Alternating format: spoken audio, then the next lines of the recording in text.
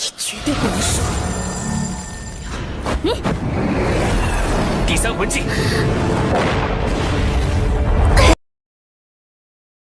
Oke, seperti biasa kita langsung masuk ke pembahasannya cuy.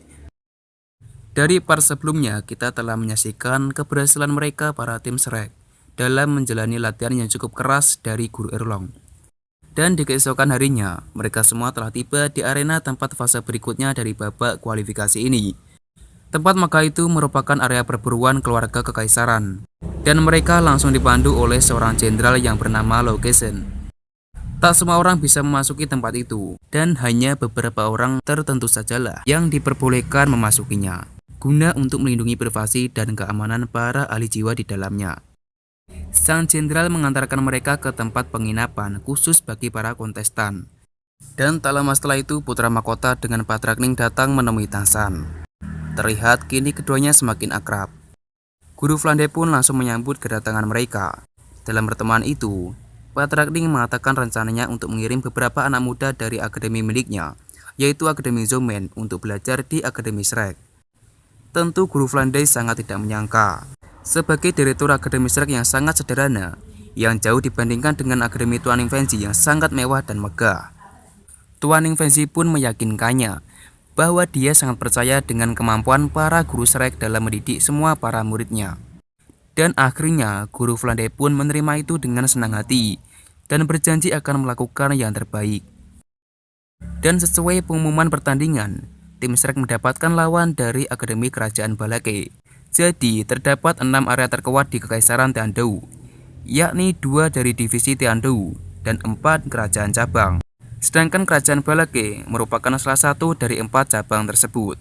Dan babak kualifikasi ini sangat berbeda dengan pertandingan sebelumnya, yang mana setiap tim akan mengirim 7 pemain, dan setiap pemain harus bertarung sampai kalah.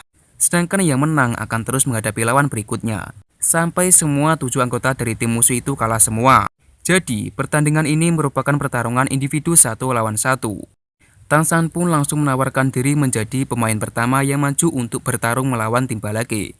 Namun sebelumnya, para guru telah mendiskusikan hal itu dan memutuskan untuk mengirim Xiaowu terlebih dahulu.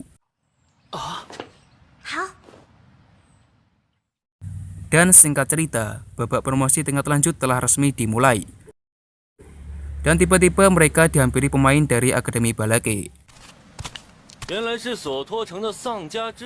Terlihat mereka semua sangatlah arogan, serta tak segan menghina dan merendahkan mereka. Dia adalah Lo Fuji, kapten dari tim ini. Mereka semua pun, para tim Shrek hanya bisa bersabar menghadapi hinaan mereka, dan berencana akan membalas hinaan itu dengan sebuah kemenangan. Tim Balake memilih Lo Fuji untuk petarung pertamanya, sementara tim Shrek mengirim Xiaowu. Tak henti-hentinya mereka menghina tim Shrek yang mengirim gadis kecil seperti Xiaowu ini. Mungkin dia belum mengetahui kemampuan sebenarnya dari Xiaowu ini. Dan pertandingan pun dimulai. Xiaowu langsung memakai kemampuan pesonanya, dan tak perlu waktu lama ia berhasil memengaruhi pikiran lawannya untuk kemudian menghabisinya dengan serangan bertubi-tubi.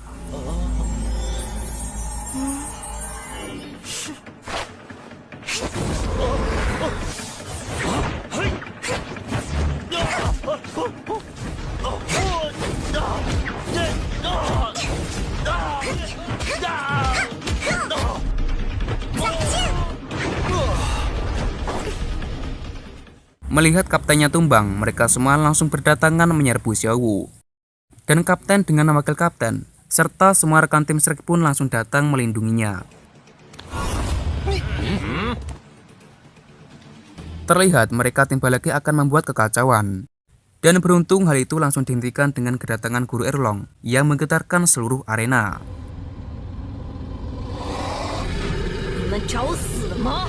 Serta kemarahan Tuan Salas yang langsung menyiutkan nyali mereka.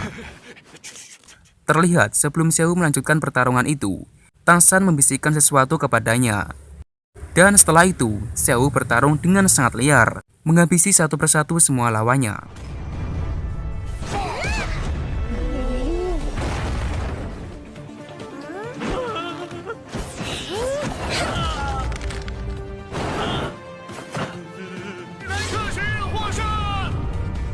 Dari 5 lawan yang maju, tak ada satupun musuh yang mampu mengalahkan Xiao Wu.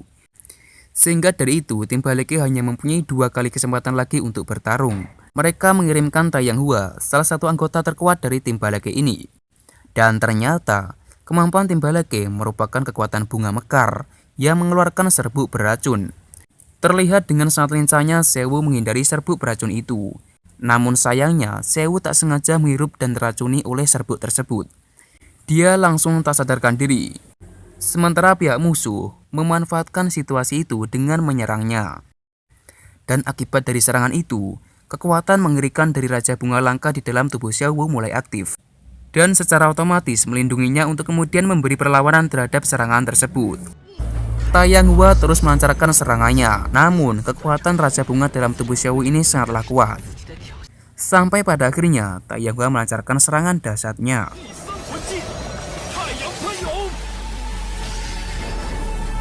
Namun, semua kekuatannya itu seakan tersedot oleh kemampuan Raja Bunga milik Xiao Wu, dan membuat kekuatan Raja Bunga itu membentuk sebuah kekuatan yang super dahsyat, dan langsung menumbangkan Taiyang Hua.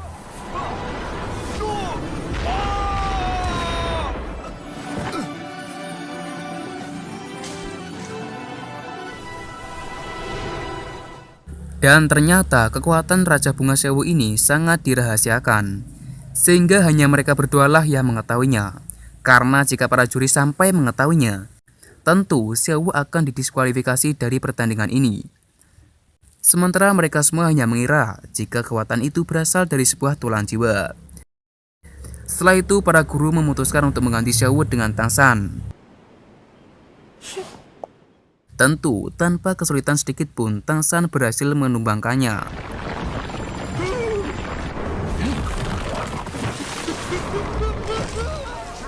Dengan sangat mudahnya, pertarungan itu dimenangkan oleh tim Shrek. Dan itu berarti, jika mereka para tim Baleke sangat-sangat tidak layak menjadi rival bagi tim Shrek. Karena kekuatan tim Baleke sangatlah lemah, yang sangat tidak sebanding dengan sikap arogannya. Di malam harinya, mereka mendiskusikan susunan 7 pemain yang akan maju dalam pertandingan selanjutnya, yang mana mereka akan kembali menghadapi tim Akademi Api. Sesuai dengan analisanya, Guru Xingming meminta Tang San untuk maju terlebih dahulu, sedangkan Ma Hongjun mendapatkan urutan kedua, dan selanjutnya Zhu Qin, Xiao Wu, dan Deng Pei di urutan yang terakhir. Iya, tim Shrek hanya mengirim 5 pemain, karena 5 pemain itu sudah lebih dari kata cukup bagi tim Shrek. Melihat kemampuan dan kekuatan mereka sangat-sangat luar biasa.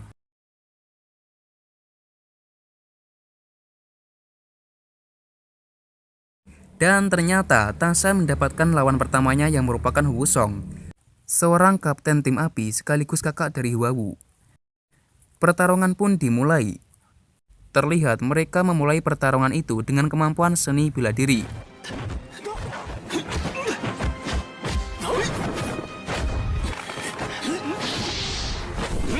Kemudian keduanya melanjutkan pertarungan itu dengan menggunakan kekuatan jiwa.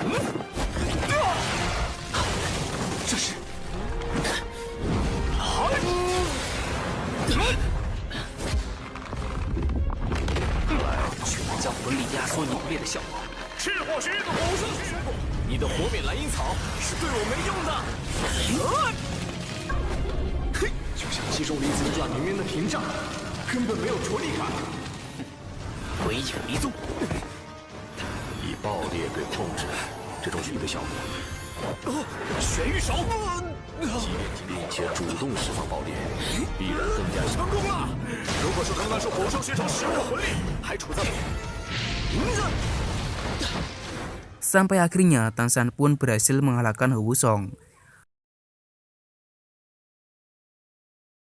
Tang San menyadarkan Hu Wusong yang kurang percaya diri dalam menghadapinya. Hal itu pun menyadarkan hati Hu Wusong, dan pada akhirnya ia pun mengakui kekalahannya. Pertandingan masih berlanjut. Tim api mendatangkan pemain terbaiknya, dan tentunya kemampuan para anak buahnya tak jauh berbeda dengan kaptennya, sehingga tanpa kesulitan sedikit pun Tang San mampu menghabisinya.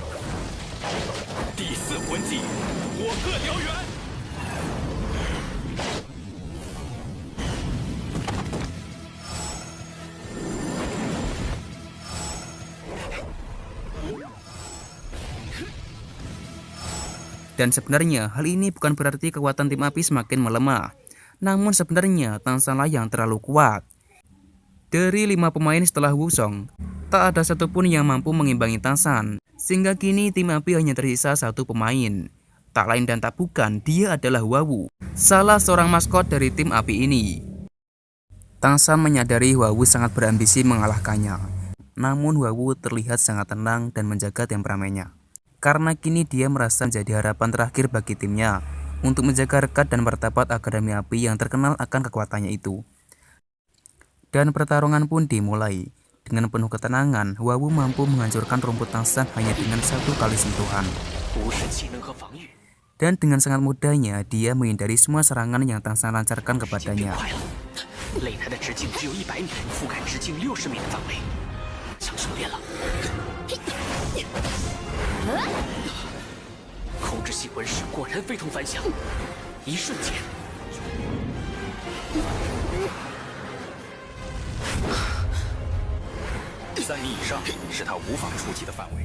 Kemudian dia menggunakan kemampuan langka yang sebenarnya sebuah anugerah.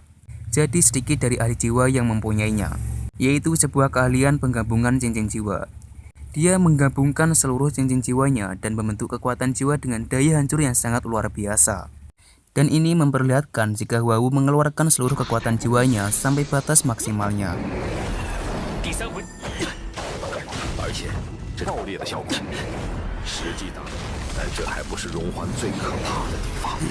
Di saat dalam kondisi seperti itu pun, Tansan masih mampu berpikir jernih. Dengan sangat cerdiknya, Tansan menjerat serta mendekap Wawu supaya dia juga terkena imbas dari serangannya sendiri.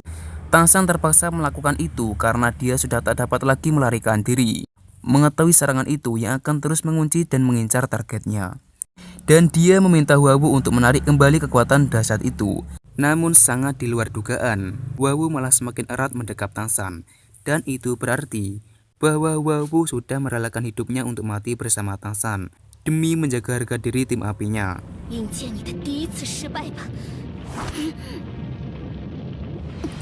Sebagai seorang lelaki sejati, Tansan merelakan dirinya demi keselamatan seorang perempuan yang berjuang menjaga harkat dan martabat timnya.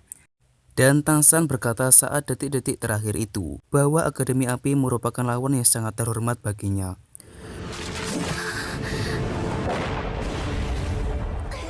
Terlihat Tansan terkulai tak berdaya, dengan Wawu yang nampak sangat menyesal melihat Tansan terluka akibat ulahnya. Melihat Tansan yang menyerah, wasit pun mengatakan kemenangan bagi tim api. Dan itulah sikap kesatria Tansan yang merelakan diri serta kemenangan demi kebahagiaan seseorang yang pada dasarnya adalah musuhnya. Terlihat hampir semua tim mengecam tindakan Wawu yang sangat berlebihan itu. Mereka semua pun langsung menghampiri Tansan dan Tansan mengatakan bahwa sebenarnya dirinya masih baik-baik saja. Namun pada akhirnya tim Shrek lah yang memenangkan pertandingan itu karena Wawu menyadari bahwa dirinya tidak berhak mendapatkan kemenangan tersebut dan mengaku kepada wasit jika dirinya telah kalah. Setelah itu Tansan langsung mendapatkan perawatan, dan perawat itu sangat mengagumi kehebatan Tansan, sebab orang biasa akan cacat seumur hidup atau bahkan mati seketika jika terkena serangan dahsyat seperti itu. Yang lain halnya dengan Tansan, dia sangatlah luar biasa, dan dengan secepatnya akan sembuh dengan sendirinya. Kemudian Guru Sokeng mengatakan bahwa yang dilakukan Tansan itu adalah benar, sebab Tansan melakukan itu demi menyelamatkan orang lain.